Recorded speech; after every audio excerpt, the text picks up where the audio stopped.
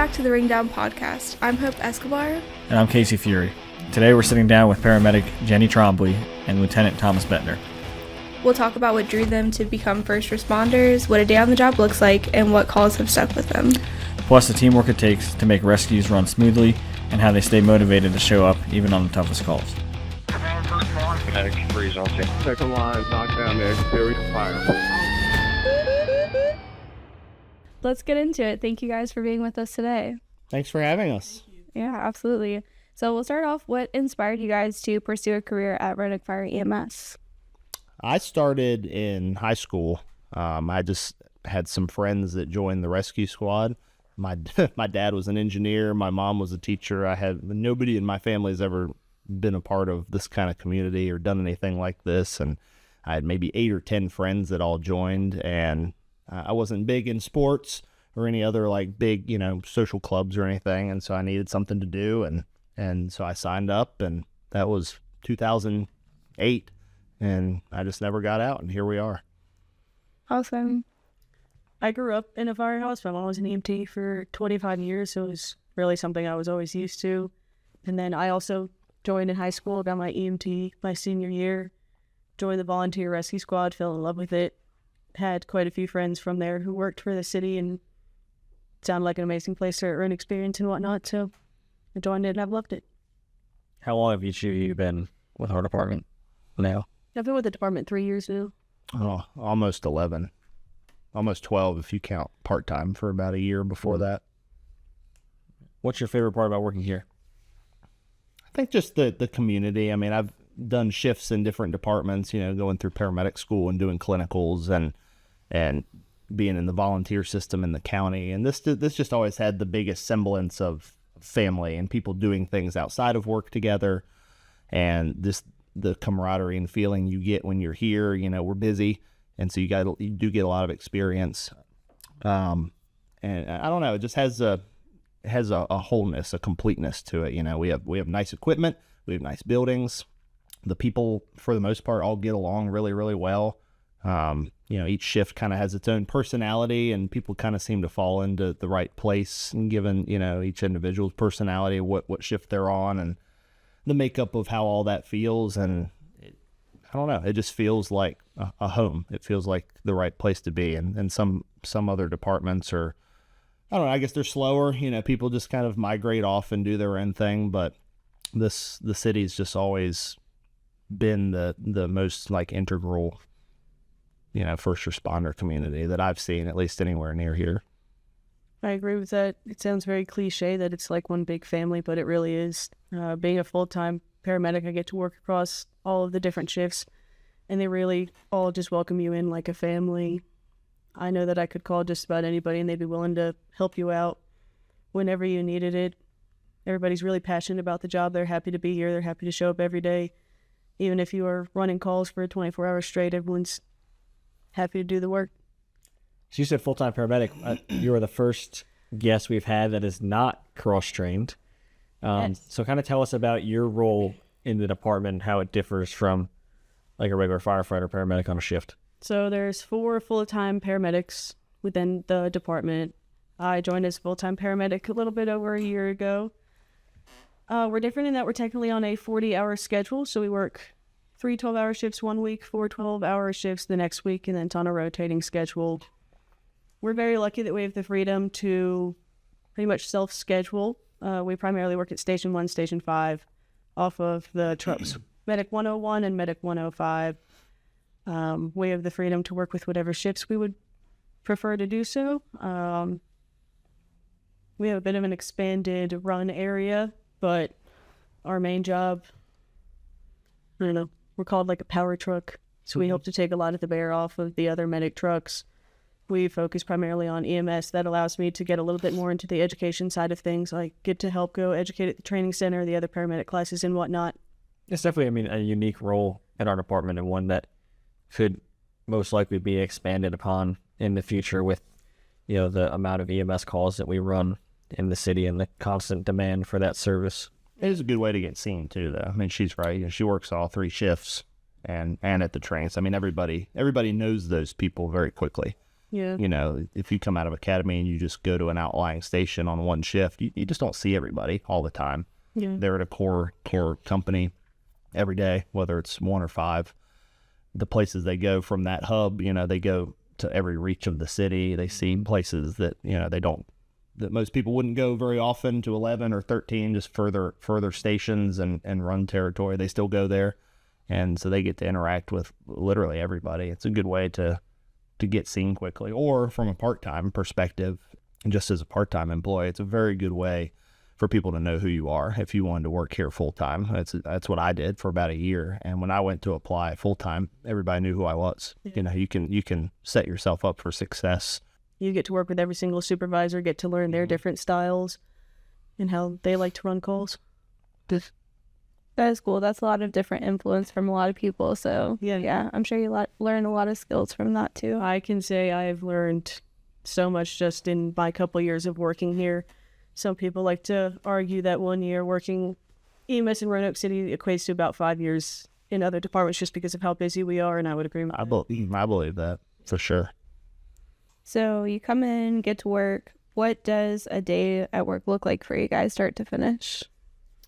So I'll show up to work. We initially check off the trucks. We mark into service. A lot of times we will have paramedic students or EMT students come ride with us, so we will familiarize them with the building, the station, the truck, our equipment, everything like that. We have morning chores that we will do in the morning, and then other than that, we're waiting for calls. We stay pretty busy. I'd say we're steady throughout the day with our calls. In between that, during downtime, helping students study, try to get meals in there every once in a while. Right. Yeah, work on reports, anything like that. Yours is pretty consistent. Yeah.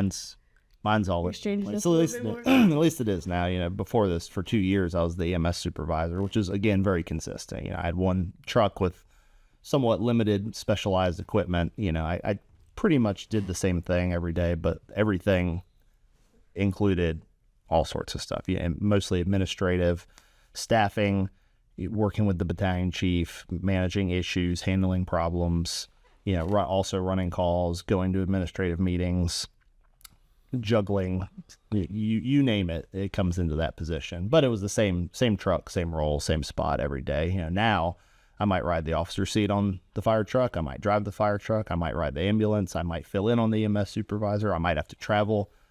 Every day is just completely different. It is always different. Every guess of what we will do.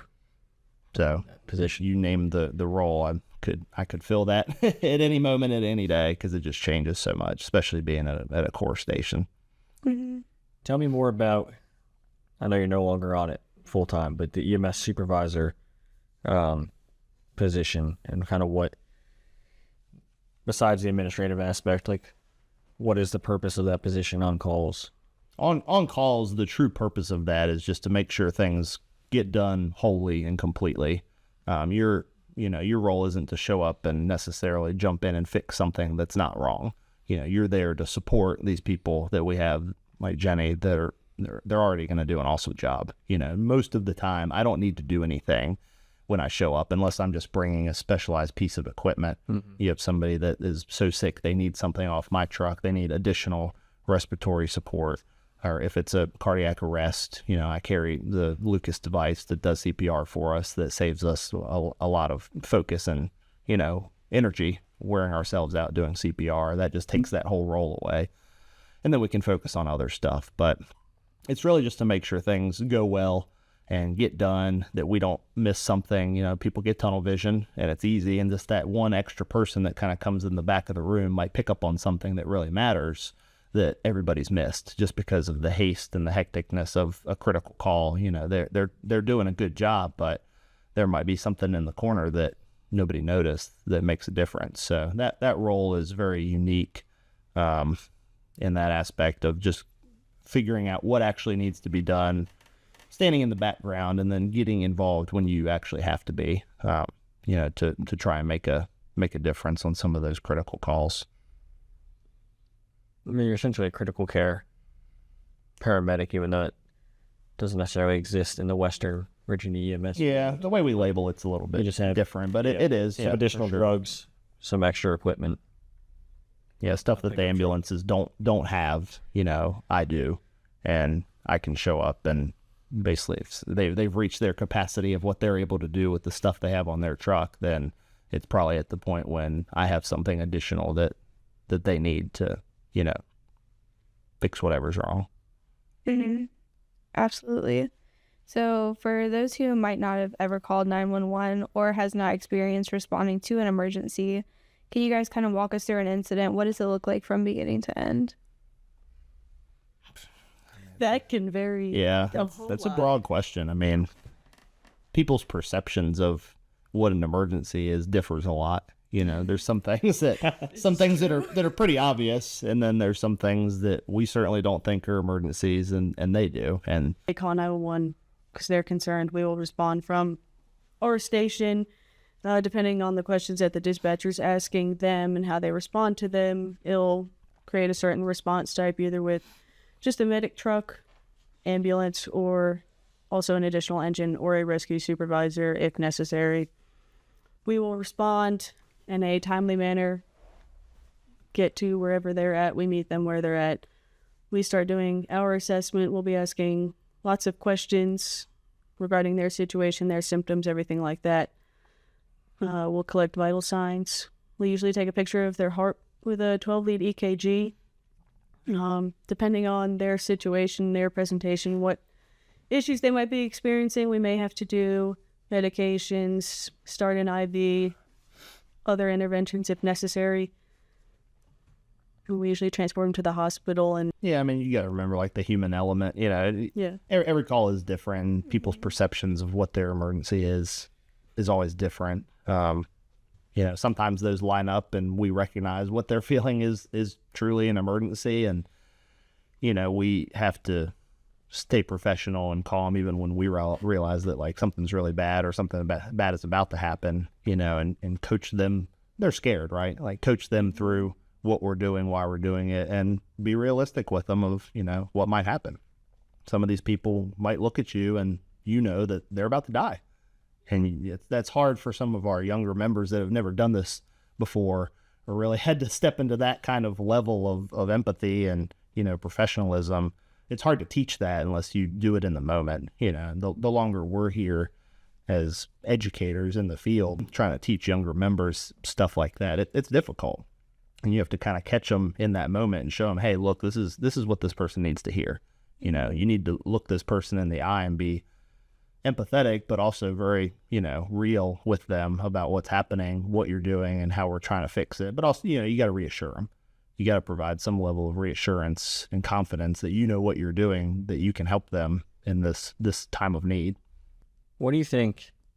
You talked about different types of emergencies or what people perceive to be an emergency. What do you think is one of the biggest misconceptions with EMS? Either from the fire service side or the public side that you see? I think people just think that they're going to get some level of, attention, service. our priority. Priority over other people just because they call you. Very frequently they think that they can bypass the waiting room at the emergency room and get a room and get in and out of there and fix all their problems in the next hour. And it's not true. And it's not the case. It has nothing. We have nothing to do with the hospital. We take people there. But their system, once they walk through the door, unless we've recognized something very serious and legitimate that we have to tell them about ahead of time because we know that they need some specialized care, 99% of the time it's treated the same whether you walk into the double doors at the hospital through the entrance and take a seat or we bring you in. It doesn't matter.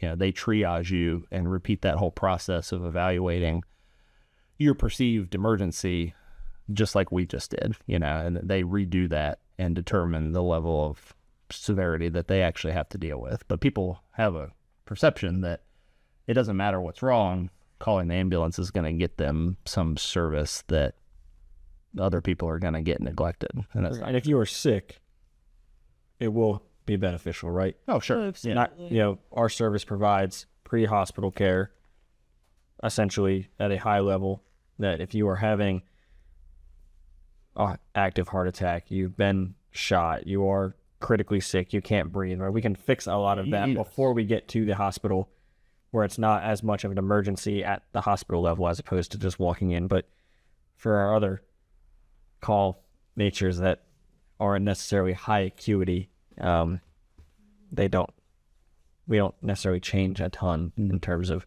we come out, make sure that you're not critically ill, and then bring you to the hospital.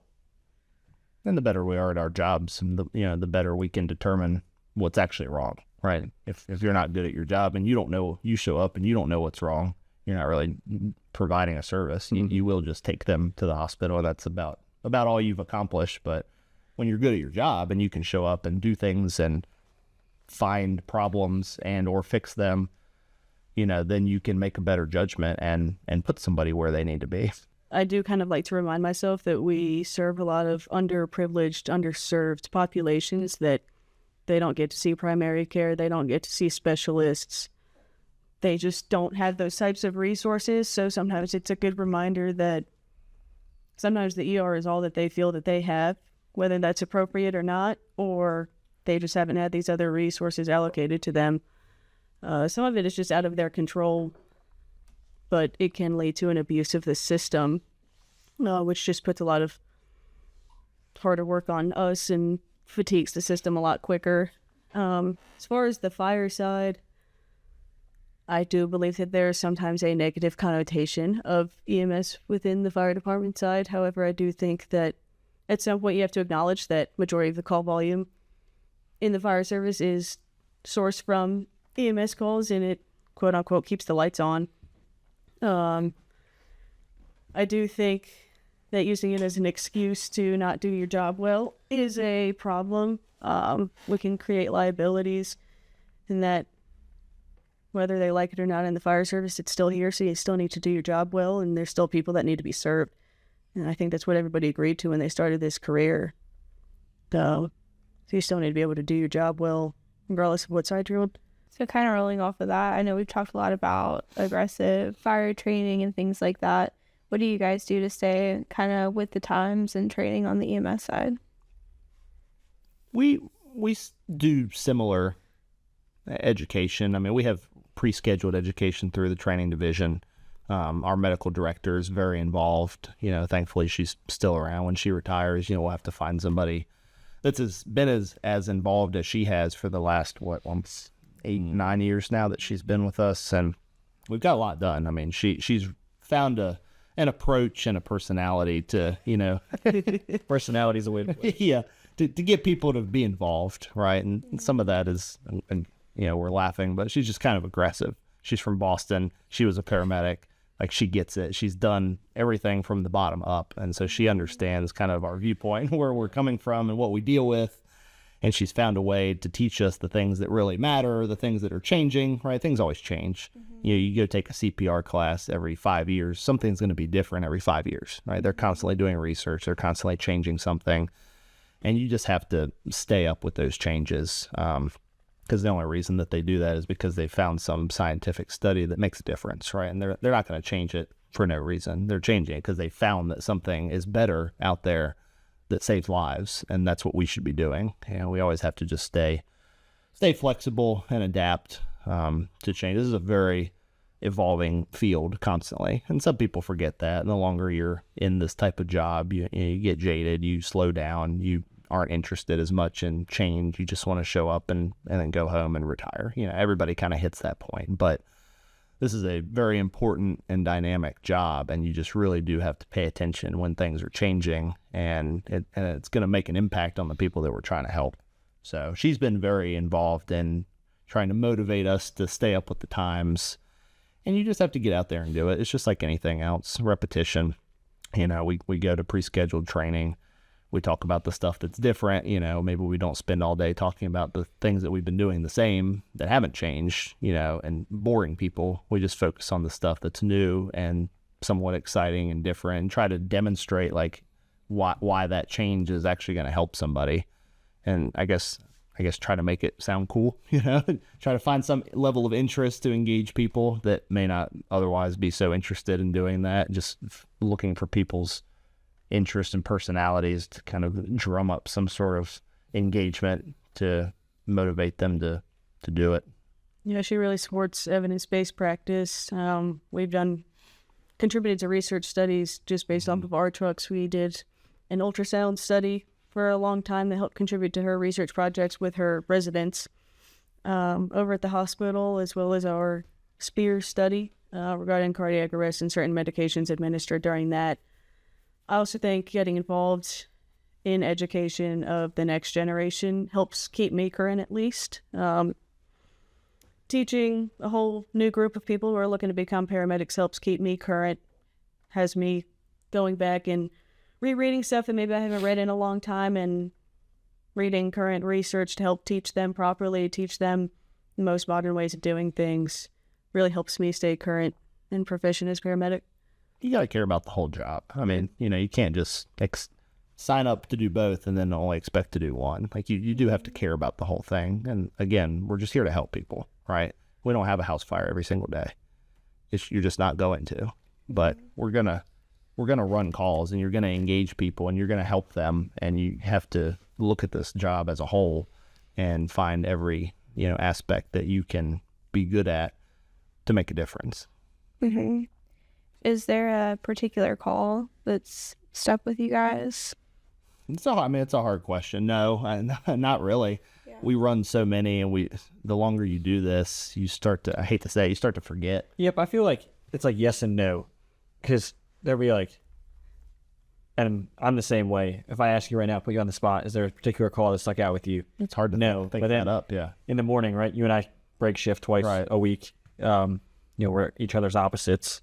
It's hard in the moment to be like, tell me about a specific call that sticks out to you. I mean, we're busy. Also, a lot of them we run a lot of the calls that stay with you are negative in connotation. Yeah. Either fatalities or unfortunately, the common response emotionally to that is to suppress it. Oh yeah, 100%. And we have a lot of things in place to try to prevent that, but a natural human reaction to a bad experience is to hide from it, and to suppress that and not sit around thinking about it, because it just makes it worse.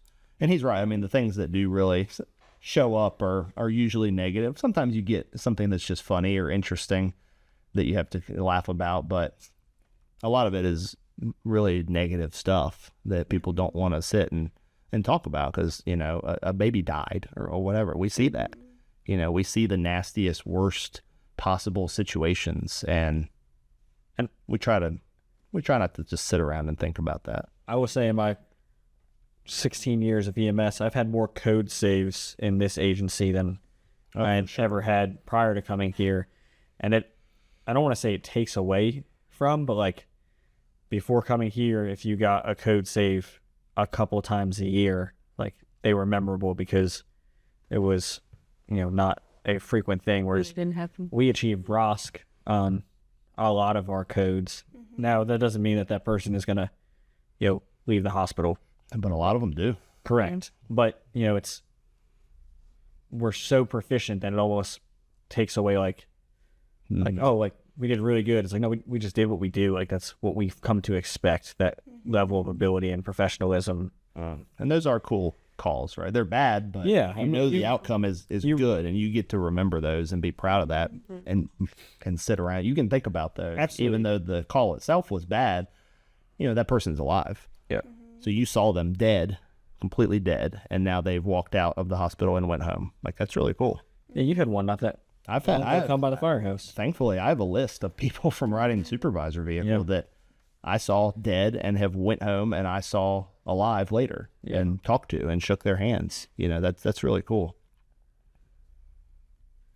You had talked, sorry, I'm going to backtrack a little bit because you had said something and I wanted to come back to it about being like getting jaded and stuff like that.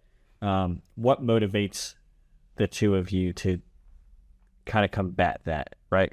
Or how do you decompress, after bad calls or long shifts? Or I think going back to as far as being jaded, just reminding yourself we are serving a very underprivileged, underserved population. They don't have the same resources that you and I do. They don't have the same support that you and I do. They are either sleeping on the street or just dealing with a lot at home. They're in completely situations and we are, and it just takes a couple of bad events to happen back to back to end up in that same situation. Just trying to remember that when you are maybe dealing with the more abused side of the system. You have to have those good calls, right? You have to have those memorable good calls. Those good calls. Those really, one memorable good call will offset an entire year of just mundane nothingness or negative outcomes. Like this, that one good call will really reset you. I mean, you just have to find it in yourself to remember why we're here and doing this. Right? If you've forgotten that, then maybe it's time to go. How do you decompress? I think everybody's different. I mean, there's Right. Well, I mean, you like personally, like, unless I have, how many side jobs, things do I do? Now I just go home to my son, right? Like I have a almost 1-year-old, and he's full tilt and he's happy, and he's a very easy distraction from anything negative in the world. You just go home and you play with him. Everybody has something that they do to decompress, whether they bike or hike or, they play video games. Everybody's got something, right? That release Yeah. helps you kind of unplug from the day's work. Even if you're not like forgetting about something bad, even if you're still paying attention to the fact that you saw that or you did that, like you still have an outlet to express yourself. And, people that don't, that's why we have a peer support team. We have things in place for these people that struggle with having an outlet to make sure that they do find something, they do get some sort of relief from what we do here. When you show up to a call, what are some of the hazards that you guys have to be on the lookout for that people might not think about? Dogs, power lines, fences, guns, knives, you name it. Yeah. When you get a large group of bystanders on a call, they tend to get antsy pretty quickly, and they're hyper focused on what we're doing or in their perception not doing. Yeah, the more people you see in a crowd, the worse it's going to be. That's more more upset people that you have to contain at one time by yourself, Mm-hmm. If you just have one family member that's distraught, that's okay. We can handle that pretty easy. But when you have a crowd of 30 people that's upset, it's hard to do that, do your job and manage that kind of threat by yourself. But I mean, you name it. Tree limbs fall, if it's a storm, things falling out of trees, power lines, people, dogs, you name it. they did have 2 birds get fried on a power line yesterday that caused a brush fire. Yeah. Anything is possible. You name it. You just have to really be vigilant and stepping out of the truck and then just looking, just night, day, doesn't matter, looking around and seeing what's happening around before you do anything. Get traffic. Big one. People are terrible drivers. More of us die from The interstate. getting hit by cars than we ever do in fires. I think that's probably one of the number one LODDs is fire. Yeah, away from besides medicals, in terms of like traumatic line of duty deaths, I would say that's Vehicle accident. that's accurate. Our own driving. I mean, let's be honest, we go over the speed limit, we're running lights and sirens, we go through intersections, people don't pay attention. They have their radios up full blast, cars are very insulated, they can't hear you coming. Like just driving down the road to a call is incredibly dangerous. All right, kind of going back to first day in the field, what would you guys say to that version of yourself now? I would tell myself that I have so much to learn. You don't know nearly as much as you think you do. Soak it all in, be a sponge for information. I was lucky that my first day working for Run of Fire EMS, I was with Thomas, Paramedic 13. I forgot about that. Yeah, Big 1-3. the big 1-3. But no, just that there's so much to learn, more than you can even imagine. You're going to meet a lot of amazing people. It's going to become like one huge family. First day out of rookie school. Sure. Think about time ago. Yeah, I know your memory's not what it used to be. Nervousness. I mean, especially when you go to like a big station, your first day. Like, Where'd you go? I went to 5. Okay. For about a month. Okay. While they figured out where to distribute the new people that came out. I mean, you have, 10 to 12 people that you feel like you have to please at all moments of the day. You can't really sleep because you just sit there and lay there and stare at the light, waiting for the light to come on to get a call. So you don't sleep through the call. It's just, you're just nervous. You want to make everybody happy. You want to impress them. You want to prove yourself. But you just have to kind of slow down, break that down a little bit, and just focus. Just pay attention to things. Learn as much as you can. Focus on the little details. You'll get everything done, but there's no point in just wearing yourself out with anxiety the entire day, because then you won't enjoy it, right? What advice would you give yourself? Give that first day Thomas from today Thomas. I think just don't be so nervous about appeasing people. Were you nervous? Oh yeah, everybody's nervous. Yeah, of course. But don't worry so much about pleasing. Like, if you're doing a good job, they're gonna be happy, right? If you just pay attention to what you're doing and you don't do dumb stuff, you walk yourself through the day. Well, I mean, it's true. Don't do dumb stuff. This is true. But don't have so much anxiety about pleasing the people that you're with. Like, they'll be happy when you just do your job. It's very true. What advice would you give to somebody that's looking to get into this career or into EMS? Just make sure it's right for you. I mean, do a ride along. Check your personality against this kind of environment. This is, especially here, this is a very fast-paced, busy, high acuity, a lot of bad stuff happening around you at all times. Make sure you're good with that. Some people, I say this all the time, people that I talk to that say, oh, I can never do that. A lot of times those are the people that are actually good at it. Mm-hmm. They just haven't tried. They haven't considered it. They haven't thought about it. They've never done a ride along. They don't know anything about it. They just kind of write off this job as something that they could never do, even though maybe they are really good at helping people. Maybe they are really intelligent and they pay attention to details, and they're mechanically inclined. They can fix things, right? But they just won't. They don't give it the time of day to think about it. Those people are usually pretty good at this job. But if they don't want to do it, if their drive isn't there to do it after doing a ride along or actually seeing what we do, if they're not interested, then they shouldn't be here. You have to have some desire to want to do it. And it's just an internal motivator for you to actually go through academy, which is not easy. Apply, go through all those steps, take the time, go through academy, and then invest yourself in this job. If you don't have the desire, then, don't do it. But sometimes people that are really into this are good at it, and you just have to check yourself and check your personality against this job and see if it's the right fit. If it's not, that's okay. Some people just aren't good at this, and some people that won't let themselves try would be really good at it. I'd just say, understand that the job will probably change you. Like you said, you see all sorts of different things. The job will change you. It will, for sure. Physically, emotionally, mentally. Be prepared for that. Be prepared for the change and have an outlet. Find yourself a support system, whether that's your friends, your family, your dog, what have you. Find a support system and find an outlet for you that can help you decompress for the things that you deal with at work. And then just always be trying to better yourself. Like we've said, it's a very dynamic job. It's ever changing. You should always be wanting to be the best version of yourself, investing in yourself, investing in your education. Just always be better. I like it. Is there anything else that we didn't ask you guys about that you'd like to highlight or share? Obviously, this is a whole podcast, right? You can talk about something different every day, but it's it's a very interesting job. There's always something new, right? That's why you could sit here forever and talk about stuff, because there's always something new. There's always something different that changes or that's different that's happening. That's why it's cool. Every day is different. It sure is. Well, thank you both for taking the time to be here today and sharing your stories with us. If you enjoyed this episode, be sure to subscribe to the Ringdown podcast. You can also find us on Facebook and Instagram at Roanoke Fire EMS to stay up to date on the City of Roanoke's news and incidents our team responds to. Thanks for tuning in, and we'll see you on the next one. Command first one. Paramedic 3 is on scene. Second line, knockdown, exterior fire.